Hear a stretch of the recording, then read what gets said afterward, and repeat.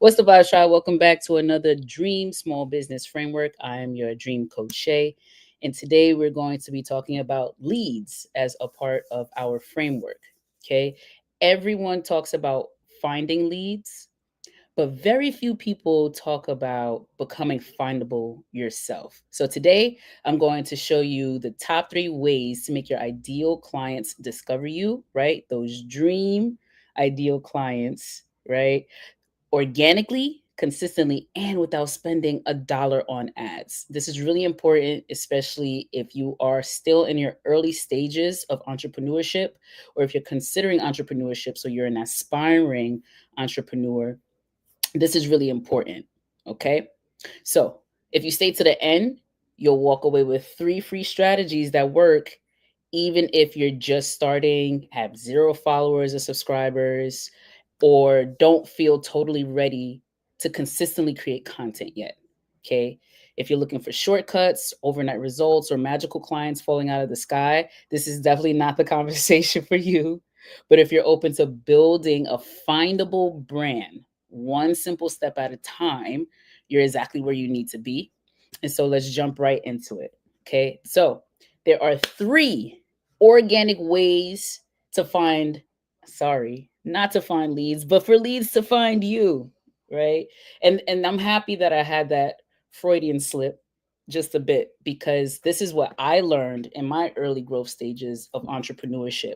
My jargon was we have to find leads. And I'm pretty sure even in our previous conversations of our webinars, as you listen to the playback, you might even hear that terminology too. So we're all working on switching our mindsets together. We need to attract our ideal client.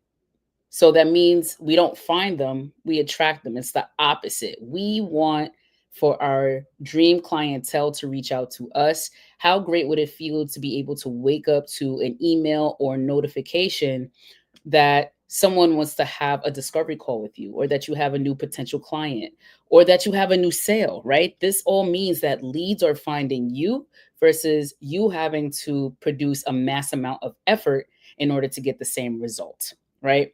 So let's go ahead and jump into the 3 organic ways leads can find you. All right. So y'all already know what I'm going to say. Okay. The very first concept is going to be YouTube content. Now, there are several different kinds of platforms, especially social media platforms, to which you can use. I do highly encourage that you use the ones that you're most not just comfortable with on posting and publishing content, but that you understand. Like the, all of these platforms, right? When we talk about YouTube, we talk about TikTok, LinkedIn, Instagram, or the Meta series, all has what's called a studio or at least analytics, right? So if you have a business profile and you want to review your analytics, you're going to be able to see a range of activity.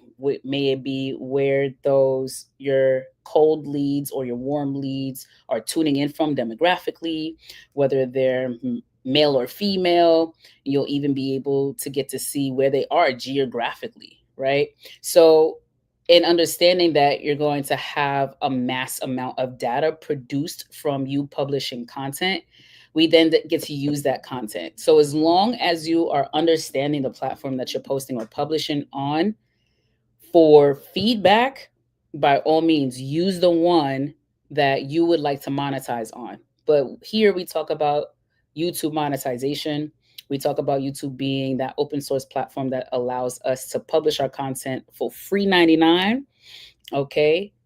And with that being said, YouTube is the platform that I'm most familiar with, and so that is the one that I talk about. I also think it's the better platform for um, for long form content.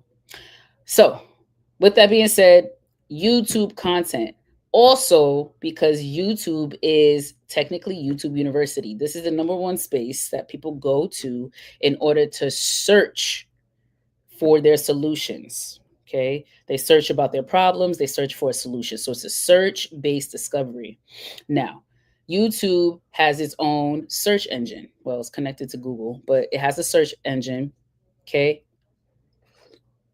And while And while you do have the ability to communicate and socialize with others, it's not necessarily a social platform like the others that I mentioned, the Instagram, the TikTok, X, etc. It's not a place where you just scroll aimlessly, right? Like you need to tap in to someone's content. I mean, unless you're watching a bunch of shorts, which people do that. But when you're coming to the space to learn or to solve a problem, you're honestly not going to watch a bunch of shorts. Yeah, you're going to tap into more of that long form content that I mentioned. People come to YouTube with intent. So, meaning the content lasts longer and works for you on autopilot as the content producer. Okay. So, someone or a group of people, right, a group of individuals are going to come to YouTube with the intent of solving their problem. And when they type that into the search engine, as long as you're producing content consistently, is going to you're going to show up on their algorithm. It's really cool to tap in with people sometimes, and they're like, "Hey, like I saw you, I just saw you. You passed on my timeline when I was tapped into YouTube." And this has happened while I'm directly on a call with someone. Like I'll send them a link to something to tap into. It's not even my direct link on YouTube, but when they open up their YouTube app, I come up on their timeline. So I want to say that because if you look at the amount of subscribers and the views and the amount of content that I have, with shout out to me for finally breaking that 100 mark, right? I'm telling all of my small business owners, who, if you're a solopreneur and you're still early in the stages of business, you want to get to 100 pieces of content before you make any drastic shifts, unless you're absolutely sure that you need to change something about your content, right? And so, with that being said, it's really cool to be in communication with someone and to know that I'm coming across their algorithm in their very moment. And I don't have that many subscribers, right? I don't have as compared to others, right?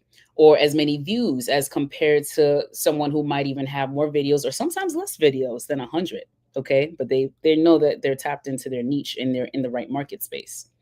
So it's doable is what I'm trying to tell you. All right, we want to produce the content, and what's really cool is that you don't have to wait for or be on the lookout for when you're going to go viral or when you're actually going to come onto someone's algorithm. As long as they're searching for a particular type of content, you have the opportunity to pop up on their timeline. If they do know about your brand or your business and they search for you, then you have the opportunity to pop up on their timeline. Okay, but what I want to highlight here is that searchability is number one for YouTube. Okay, this is a space where people go. And then on top of that, it has an evergreen nature. YouTube has been around for over a decade, right? And these videos are still here. Like if you produced a video 10 years ago, you're going to find it still on YouTube, right? The videos work for us years later. I still tap into Myron Golden's content all the way from 8 years ago and get so much value out of it. And this is why it's important to make sure that you're tapping into a platform that has a little bit more longevity as well. Is because when you look at something like TikTok, right? How many times did we see that there was a possibility that TikTok might be shut down, or it was like shut down for like 24 hours in America, right? Like I'm not a big TikTok person, so I wasn't a part of that whole detachment process, but I know a lot of people were. Okay, so it was shut down for like 24 hours, and then it got re-signed. But then there's still conversations about changing some of the policies there and migrating it over where America has more control over the type of TikTok. Like we have our own TikTok here and stuff like that. With that being said, y'all, right? Even when TikTok shut down for that 24 hours, your content was gone, right? Or any content creators' content was gone. And so we want to make sure that we're choosing platforms that we know have a little bit more stability and longevity, like YouTube. As I like to say, social media is just as volatile as the stock market. All right. So yeah, we want to ensure that we're choosing a platform that has that stability. then people discover you while searching for solutions, just like I said. Okay, so you don't need to have over 1 million subscribers to then know that you're going to pop up on someone's timeline. Okay, all you need is consistency. So your brand needs to be consistent. So that means, again, you're not changing the type of content or your name very frequently. We want to choose something and write it out. Okay.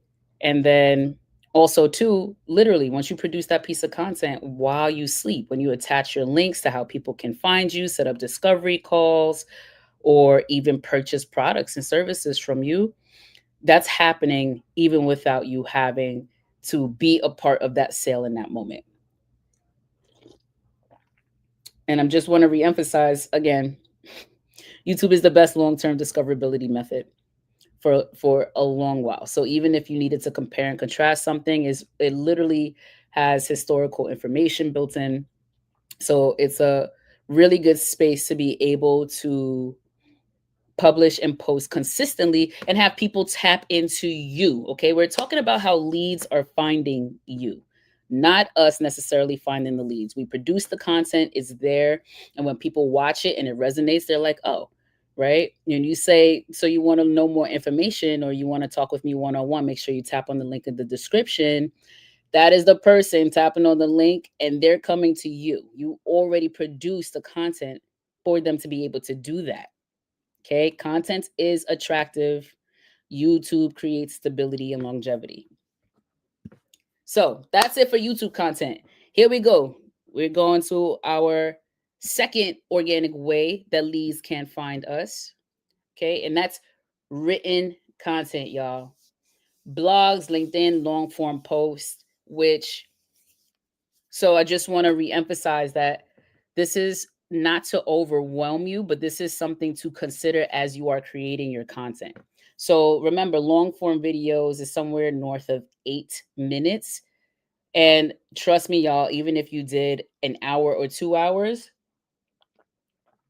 your as long as you're providing value, your viewer's gonna appreciate it. Like I easily can watch a 2 hour piece of content that has incredible value. It doesn't even have to be entertaining. It could just have so much value. Like the light bulbs are going off. I'm finding so much resonance. I'm learning something new, or they're solving my problem, right? And so I just want to keep that in your mind, is that long form content is 8 minutes plus, but I encourage you to make longer pieces of content, like 30 minutes, 45 minutes to an hour. This is also helpful. I believe it will be helpful for some who freak out around editing content pieces. Like you don't even got to edit it. You just got to make sure that it's good. Everything is about the quality. So if you need to stop for a second, look for your notes. If you got if you have to scratch your nose, like just like do what you got to do. People don't care about that. Like we're all humans, and so don't care about that. A lot of times when you do a style like this, you may not even be watching the screen. People are really tuning in by listening, right? And even if that wasn't the case, I just want you to know that your audience actually appreciates longer pieces of content. So now you can even take out the headache of having to edit your content. However, when it comes to written types of content, the breakdown that writing builds is that of thought leadership, right? So now written content helps to produce credibility. And you don't have to be the perfect writer. In fact, I would highly recommend that you use AI writing tools such as ChatGPT, Gemini, or Claude. And you still write in your own voice and allow them to revise your grammar and for flow, and that's perfectly fine, but you're still writing from your own voice in your area of expertise. And now a lot of times the conversation comes around like, well, what am I going to write content about? It's understandable, but what I've been finding that has been really helpful for me to do as of late is to actually take a look at what's going on in the world, right? Like how can your content line up with something that's currently taking place? Because if it makes sense right now, right, is it's more appeasing to tune into it right now, right? So, and not necessarily like a trend, but for example, the holidays are coming up. A lot of people celebrate the holidays. So perhaps your products and services, or maybe whatever you are educating your audience on, can tie in to what's your environment, right? To the holidays, or to some other trend. There's usually something national happening each month, or maybe there is something that you want to highlight for the week. It doesn't have to be this, but this is just so that you get some encouragement in terms of like, well, what kind of content can I produce or create? Align it with what's happening. It's been really successful for me to do so. So just saying, like anytime people ask me for t-shirts, I have a merchandise shop right on Etsy. So if someone asks me for t-shirts, I haven't done t-shirts in a while. And then every now and again I'll get someone in like my gym or one of my clients, and they're like, "Hey, do you have any new shirts?" And I'm like, no. And they're like, "Oh, well, it'll be cool to have a red one since Christmas is coming up." I literally just got this request. I'm not even giving you a hypothetical. This is a conversation that I just had last week. And so I'm like, okay, again, you're I can't even stress this enough. Like when we start to tap into this mindset, when we lose the mindset of how do I find another client, or how do I find another lead, or how do I find, like, it's not about us finding, we attract, right? So now there's enough information and ways for people to find that I have an Etsy shop aside from me communicating it, right? And so from what happens of that is now they want to know, well, did you produce new products, or can you produce X amount of products? And so and it could be costly. So instead of, remember, we're talking about organic ways to produce content, right? And generate leads, like allow leads to find us. Producing merchandise can be costly, even though it's also important and valuable. So I typically wait until I get a custom order, or if I have an event coming up, then I'll purchase it in bulk. But best believe, y'all, that if someone asks about merchandise out of my shop, and they also have in mind of what they want, remember, everything starts here anyway. This is where creation starts. And so all I have to do now is take the idea that they just told me and put it on a shirt and sell it to them. Yeah. And so this is not me going out to find anything. I just listen and I allow, and then I produce. And you can do the same thing. So, but in terms of written content, coming back to my point around considering blogs, you absolutely want to create a visual piece of content, and that's going to go on your YouTube platform. But then I highly encourage that at least once a week, if not every other week, that you begin to introduce blog style content. So this can include LinkedIn articles, you could do Medium posts, or if you have a website, you could do website blogs, right? And then you could also do like carousel style posts that's converted from blogs. So there's a lot of ways to do this, but I'm going to really encourage the LinkedIn articles right now, simply because this is where you'll find other business owners. So this is a great way to begin to start to work with other entrepreneurs, is through LinkedIn, right? Those are for professionals. This platform is for professionals. And so aside from that, the audiences on LinkedIn are already accustomed to coming to LinkedIn to read, right? So you can definitely do lives on LinkedIn. You could definitely post reels and stories on LinkedIn. However, a lot of professionals who read go to LinkedIn because it's for professionals who read. So you can also do blogs. It's another way to produce another form of content. But here's the kicker. I'm gonna give you a little bonus of what happens when you write a lot of content, is that then you can own the copy to what you wrote, right? So you might cite an article or a quote that someone else produced, but the article itself, the blog itself, that's your copy. So your copies can always mature into books. Okay. So the next book that I'm working on, which is for in the physical fitness realm of my business, specifically has come from all of the content that I was just jotting down certain things. Okay. And that is going to mature over the next couple months into an ebook, my second ebook. So it's a really good idea. Like when you think about writing an ebook, which is absolutely an offer that you should have, everyone should have a book. Why? Because this is, I can't even say this enough. This is the best time to actually start a business and do it as with something as simple and cost effective as writing a book. We have sophisticated writing materials to leverage, and we have platforms with a very low percentage mark in which we can utilize the platform, which already has leads like Amazon, to sell our ebooks. So everyone should have an ebook, but I say all that to say you can either sit and consider the fact that if you want to write the ebook, you might already be thinking about a previous style of writing where you would see writers at a desk and they're taking months at a time, sometimes even years at a time to produce a book. Those days are long gone. Like it does not have to be that way. Now, depending on the type of project you're working on or the type of professional you are, maybe it is, but that's going to be far and few from the number of you watching this. I know. Okay, most of us have some area of a fully developed skill set or talent or something that we're super passionate about and know enough about to actually write an ebook.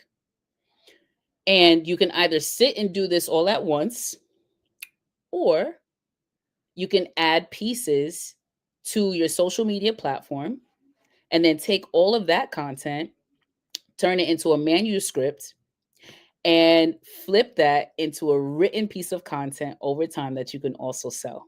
So now you have a hard copy of what you've been posting already on LinkedIn for the last few months or even over a course of a year.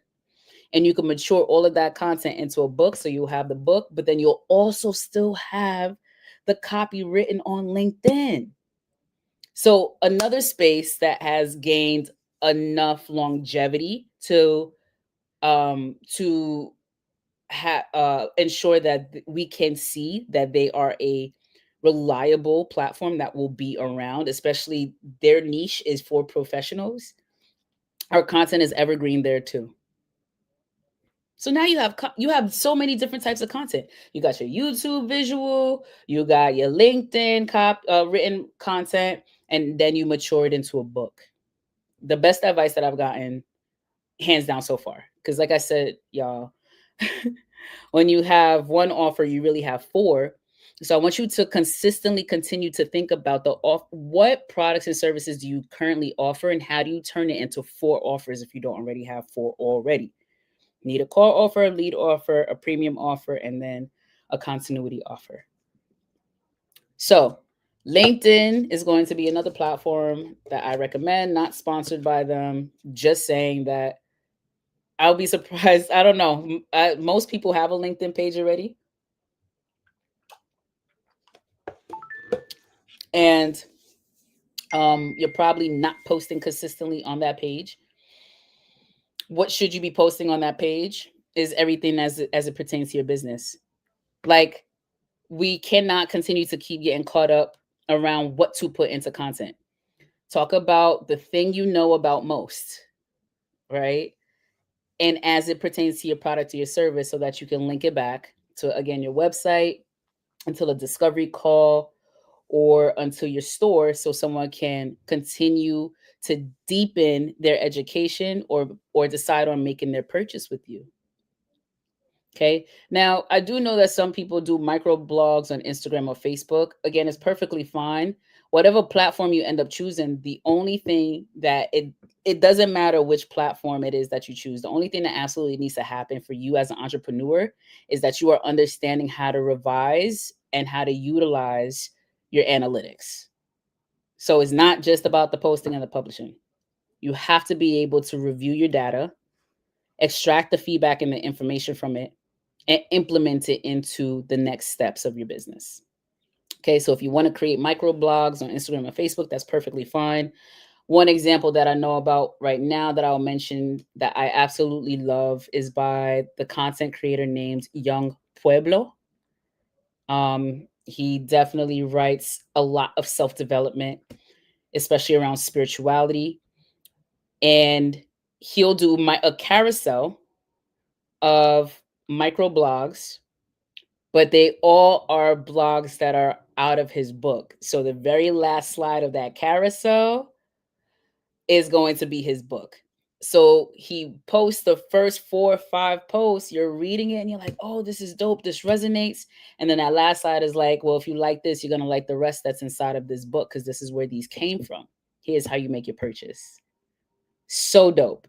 Okay, so I've gotten audio copies from Young Pueblo before, and I've also come across some clients who have literal copies of his book, because his stuff is amazing. But anyway, this is how you do it, y'all. This is how you do it. Please, if you have questions or if anything is resonating, drop it in the comments. We're live now, so I'll be able to see them now. But even so, as you watch this back later, I'll be happy to get back to those comments and answer those questions then. All right. So, also another reason why written content works really well is that it's saved more often. Almost like a quote. When you find a really good quote on social media, I don't know about you, but I save that joint right to my collections. Either when I need it for myself, I pull it right out of my back pocket, or I'll repost a story so that others can see it as well. As if it resonated with me, I feel like it'll resonate with the people that I feel like I'm most like, or and vice versa. Okay. When you put something in writing, it literally makes you show up as the expert. Like content like this may or may not, but writing something, y'all, it makes you show up as an expert. Okay. So it's always been, think about it. Like when we were in school, right? We sat at the desk and the teacher wrote on the whiteboard. And we look at the teacher as the authority, the expert, right? So when they're writing content, they write their content on a blackboard, right? So, or nowadays there's a whiteboard, right? For the digital and the electronic. Wow, Gen Alpha is growing up in an entirely different world. But yeah, so we want to show up as the expert, and writing is a really great way to do that. It's also easy to repurpose. Just saying, like, again, sometimes you might get visuals and then you might want to add in a mixture of written, because people learn differently. I'm a visual learner, but I know plenty of people that will prefer to read over watching a visual. And so you're able to add a little diversity to the way that you're producing content. If you'd consider writing a blog, even if it's on your LinkedIn page, so that's you have a limited amount of characters that you could write anyway. This does not need to be long. It just needs to be valuable, and post it on your page and then repurpose it later. So you get to go back and reutilize those same concepts as long as they still ring true. And again, this helps leads to pre-trust you before ever even speaking to you. Okay, so just like your videos on YouTube, but your content is going to do the same thing across all platforms. So the more places you are, not only are you giving a viewer to visit you in other spaces. So again, we're hitting that 7-11-4 rule, but also we're allowing people to find us in these spaces where they might not come to YouTube as much, right? Or might not go here as much. Like we want to repurpose our content as much as possible. And we want to allow diversity. So having some written content is helpful as well. Right. And here we go, y'all. This is the final third organic way for leads to find you is community presence. Like it's really that simple. We have transitioned to a space where many of the professionals I know now still work from home and still work remotely, or they might have a hybrid where they go in a few days a week. Shout out to y'all. I heard really good things about that. But y'all, there is nothing like word of mouth advertisement, and that's not going to change, where you get to actually talk to someone one on one. because people desperately want to tell you about their problem. A lot of times I'll find myself getting ready to interject and talk about the solution, and they're not ready yet. They really want to talk about their problem and make sure that someone can empathize and understand. And the more that we allow them to talk, the more we have the opportunity to listen. And then we find that not only did we think we had a solution for them prior to them spilling the beans about everything that's going on for them, but now they actually helped us to create a new offer just for them, or to customize an offer just for them, or to create a new offer generally that they can use and a lot of other people can use too, because if they're going through it, there's definitely someone who else is going through that, right? This is a very powerful concept about community presence. So even if you do this virtually, doing things like lives, like how this event is live right now, but in a space where people can join and ask questions and engage in real time, I can't even tell you how valuable that is to people. Okay? Become visible where your people already are. So, if you have Facebook groups that you could jump into, if some of you are on Discord, there's Discord communities, there's subreddits, there's Clubhouse Room for podcasts, and these are still virtual, right? There's also local events. I said this over the summer, and I'm going to say it again. Look at the business expos on a monthly basis, what's happening in your city. Go. Go to the expo. You get to talk to other professionals, or you get to talk to another business owner. And if not the minimum of networking, right? And fostering a new partnership, but you actually have the solution to another business owner's problem. We don't want to limit ourselves. We want to make sure that we're expanding our community base and that we're expanding our community presence. Okay. Also, as you're watching other content creators, comment in their sections, yo. Comment in their sections or look at what people are going through in those sections. It'll give you so much information. It'll give you so much information to utilize for your own business. And then also, finding ways to answer questions in public spaces. So there's one community, it's called the WU community, WUE. It's the Wake Up Everybody community. And in this community, there is, what is it? They do, I think, 5 days a week, if not 6 days a week. They wake up very early. Early bird gets some worm. Starts at 7 a.m. It's a virtual session, either 30 minutes or 60. And they have guest facilitators. It's new every single day that the WU is on. And what happens in this space is that there's a bunch of people that actually wake up at this time and tune into the WU community. It originated during the pandemic where we were isolated inside and we were desperately looking for connection with one another. Obviously, for a number of reasons that I just mentioned, that we still and connected with people from home. This does not need to be work-based. This is just this is with the intention of building community. We want to put ourselves in other free and organic spaces like the Wake Up Everybody community. Okay, so facilitator doesn't need to pay to go onto your platform and to share your expertise, to share your passion, to share your vision, to share your products and your services, and to create an offer. And okay, so a space where again people can tap into you and what you have going on further. And then also you can ask more questions so you can gain some more feedback so you can continue to shape your offers. You want to answer questions in public spaces. I get to do this frequently on a weekly basis because I'm already in a gym environment. But like I just told you, I also put myself out there by initiating going to business exhibitions or by making sure that I'm joining collaborative efforts, other spaces where we can go and share about ourselves. And then we can learn about our audience. Okay. This is underrated. If you need help in making connections like this, I have a few sources that are a very organic space, as we were talking about organic ways to generate leads. When you go into someone else's space, we're sharing audiences. Another webinar we had talked about that too. We share audiences, and so you're in the front of new subset of people who may be interested in your solution because they have that problem.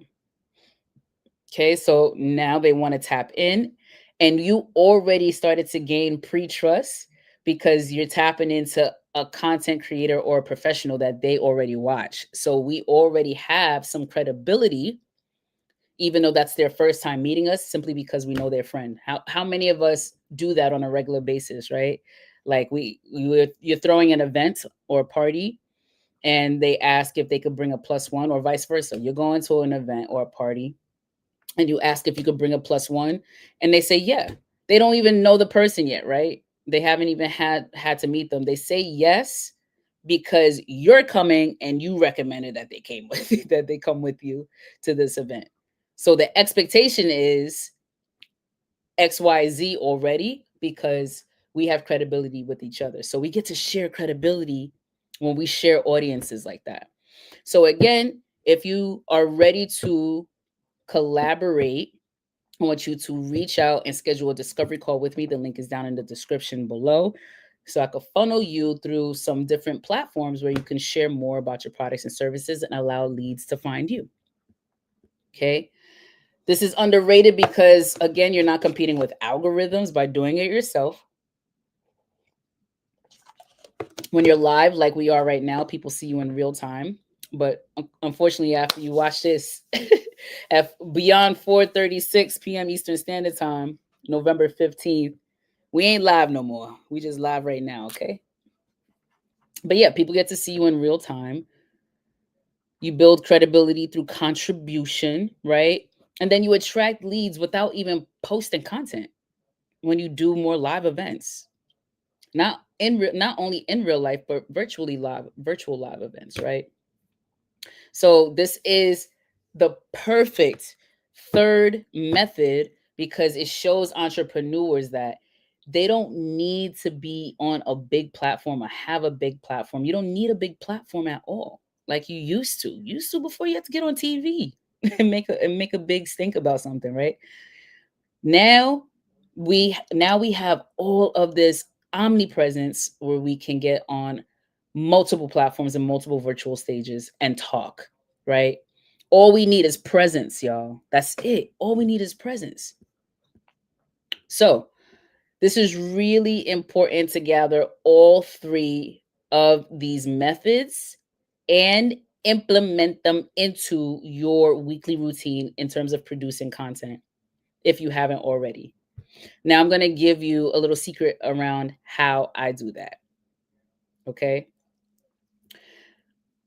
What I like to do is I already have one weekly webinar that I'm doing every Saturday at 4 p.m. Eastern Standard Time. Y'all already know that, right? And I'm tapping in. So that already creates consistency. It's the same time, it's the same place, it's the same date, right? So we want to produce a visual piece of platform, a piece of content at least once a week. This is mine.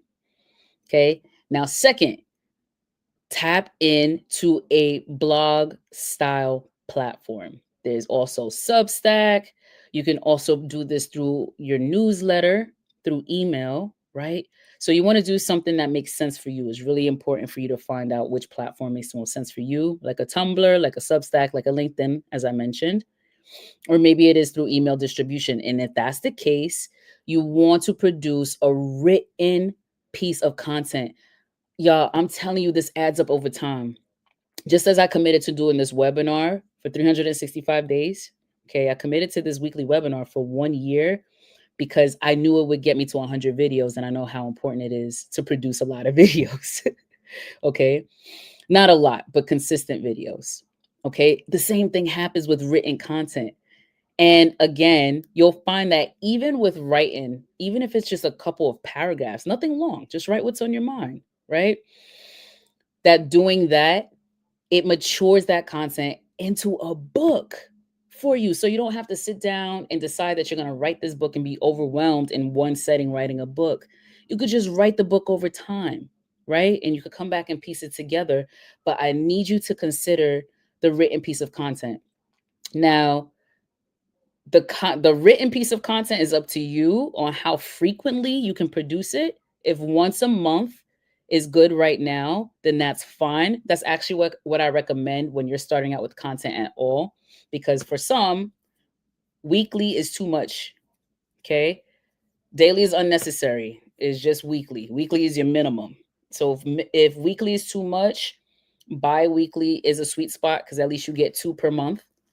But if it's absolutely not feasible, because I know you guys work hard too, then it's going to at least be once a month. But I am going to say that if you can, you want to strategically get to once a week. And if you're having problems right now as an aspiring entrepreneur or early stage entrepreneur in producing weekly content, I want you to make sure that you schedule some time with me for a discovery call so that I can help you to get on track with that.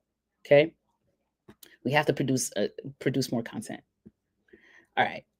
And then let's see. Oh, the takeaway. Okay. Got to make sure that you have that. And then also making sure that you're getting out and in the open and in new spaces and talking to people, even if it's virtually. Even if it's not live, maybe it's a pre-recording, that's okay. Reach out to your favorite content creators. See if they'll actually be willing to do a collaboration with you. You'll be surprised by who responds and we'll do a collaboration with you. It's happened for me plenty. It's happened for me plenty in the past. Okay. So we need to get into spaces by minimum, y'all. We want to put ourselves in spaces like business expositions, because again, it forces you to have to talk to someone. And even if you don't force yourself to do that, meaning we make ourselves uncomfortable so that we could grow. That is the reason that I'm talking about the force portion. But even if it's not that, the more that you put yourself in those environments, you will find that you start to become more comfortable with being uncomfortable. It's like, okay, I've done this before where I've been in a large space with a mass amount of people, and that there's different stages and they're talking about different things here. And I should write down the questions that I want to ask so that I could get up and use a microphone and actually speak. Or you actually apply to be a speaker at that engagement and get practice. We cannot not be working on ourselves and getting better at sales. And to get better at sales, you got to get better at communication. And again, the best way to do that is to put yourself out there way before, okay, way before your next big opportunity comes, and you feel a lot less confident than if you would have to practice on a smaller scale, like at a business expo or on the Wake Up Everybody community or on the Wellness Wednesdays. Again, I have several pathways for you to be able to facilitate a speaking engagement at low to no cost. Just make sure you schedule a discovery call with me using the link down in the description. Okay, so I told you I had something for you towards the end of this conversation, right? Towards the end of this content. So you have all 3 ways for leads to find you organically, right? All 3 of these ways are free 99. Okay.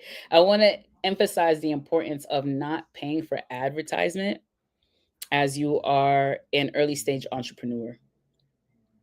Utilize all of your completely organic and free outlets before you start to pay for marketing and advertising. It's unnecessary at this stage. Okay. You can do it for free or at a very low cost, and organic almost always wins, right? Because those are the people we could trust when it's organic, when you can see, feel, and hear the person who's actually created the product or the service. You're talking directly to them versus a product being mass produced and sold on a shelf we don't even know the quality until it shows up and we're able to utilize the thing. They could say anything. They could pay for really great advertisement and the quality could be crap for the product and the service, right? Please let me know if you've been there before, because I definitely have. So We want to provide our audience with an experience where they could pay attention, pay trust before they pay out of their pocket. And free outlets for content is the best way to do that.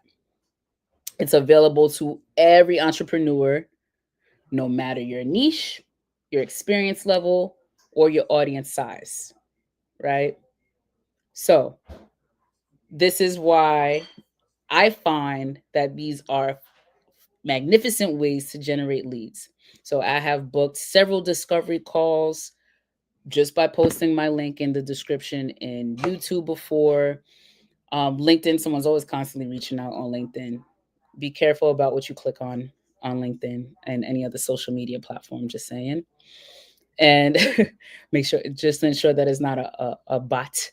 But yeah, I have connected with other people on LinkedIn. And I think my biggest success comes from in person or in virtual. If people love to be in our presence, if we're the person that create, especially if we're the person that created the product, or we're the ones that's offering the service, they want to be in our presence. They want to ask as many questions as they can. They want to tell us what's up, with what's going on for them. And through that, we'll find that naturally we'll start to get better with our communication, and naturally you'll start to get better with sales too. Obviously, there will be some nuances in terms of closing a sale, but again, y'all, getting in front of people and getting in front of a bigger crowd so that you could sell one to many, or you could talk to one to many. Let me say that. Sometimes it's not always about the sales specifically, it's just about awareness sometimes, right? Allowing people to become aware of your product or service. Even in that case, you want to do that as much as possible in person, or at least virtually, and on with someone who would allow you their stage to share audiences. Okay. And with that, my friends, that's it. That's all I have for us today, was to focus on our framework, our leads. We have offers, we have leads, we have content, we have systems. YouTube is both a space for our content and our system, right? And so is any other platform you choose, whether it's LinkedIn, Substack, email distribution. Okay, they go hand in hand as long as it's automated, right? If it can be automated. System means that we start to automate these things, so we don't have to keep redoing it. Hence why when you create one piece of content and post it on YouTube, it's evergreen. Someone could click on that link while you're sleeping, and that could lead to a transaction or a sale. So we want to make sure that we have our content and our system set up and that they're linked together. But remember that we are not finding our leads. We're attracting our dream clientele. We're not trying to convince anyone that we have a product or a service for them that's actually not for them. We are only talking to people that we know we can help solve their problems, that we know our product or our service is the solution, and we are talking to them effectively to make that offer to them. They already come to us. I need you to pay attention to who's talking to you about what, and to not just dive into the conversation with agreement or passively listen. Actively listen. They're talking to you about this for a reason. More than likely, you are the next step to their solution. And so, with that being said, friends, thank you for joining this Dream Small Business Framework. I have an amazing new piece of content coming to this channel, so that won't be on Saturdays. I hope you have your notification bell on. If you don't, please do that. And you're interested in learning more about my dream coaching trials and how that's going. Even if you don't know what a dream coach is, I'm going to tell you more about that. But first, I need you to make sure that you subscribe to this channel and then hit the notification bell for all, so that you know when I drop the next piece of content, and you'll learn more about that. Other than that, I'll see you down in the links in the description box. Hope to speak to you soon on a discovery call. Until next time, tribe. Peace.